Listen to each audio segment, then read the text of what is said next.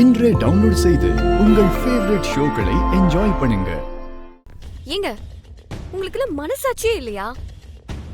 அந்த கதிர் தான் அவரை வேலைக்காரன்னு சொல்றானா, நீங்க அப்படியே அமைதியா நிக்கிறீங்க. ஹிந்து, மாப்பிளைய பேர் சொல்லி கூப்பிடுற வேலையெல்லாம் வச்சுக்காத. ஆமா, பொல்லாத மாப்பிள. அந்த வீட்ல ஒருத்தனா இத்தனை நாளும் உங்க எல்லாருக்கும் உழைச்சு கொட்டியிருக்கான். என்ன சொன்னாலும் கண்ணை மூடிட்டு செய்யறான். ஒரு நாய் மாதிரி காலை சுத்தி சுத்தி வரான். அவன வேலைக்காரன் அந்த கதிர் சொல்றான். எல்லாருமே வேடிக்கை பார்த்துட்டு இருக்கீங்க.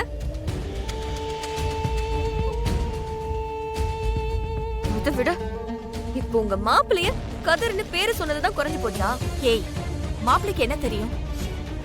அவர் நம்ம வீட்டுக்கு புதுசு, அதனால ஏதோ தெரியாம சொல்லிட்டாரு. இதையெல்லாம் பெரிய பிரச்சனையாக்க முடியுமா? அதுவும் இல்லாம சபையில அவரை தப்பா சொன்னா அவர் மரியாதை என்ன ஆகுறது? ஓஹோ,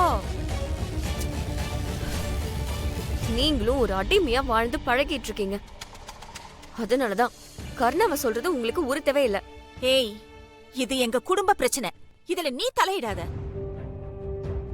ஆமாமா, உலகத்துல இல்லாத குடும்பம் இல்ல உங்க குடும்பம். கண்டும் காணாம இருந்துடலான்னு நான் பாக்குறேன். ஆனா நான் இந்த மாதிரி ஒரு குடும்பத்துல வளரல. அத மனசு கேட்க மாட்டேங்குது.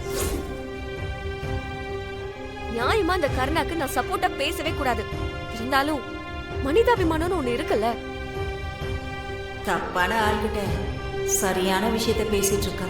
பேசி ஒன்னா ஆக போறதில்ல. பாவம், அக்காவோட தூக்கம் தான் இன்னைக்கு கேடும். எப்படியோ போங்க. அக்கா, அவ பேசினது நியாயம் தானே. ஆனா உங்ககிட்ட என்ன, நீ அவளுக்கு சப்போர்ட்டா? இங்க பாரு ஜெயந்தி, நீ அந்த இந்து கூட சேர்ந்துகிட்டு ரொம்ப கெட்டு போற. இது நல்லதுக்கு இல்ல.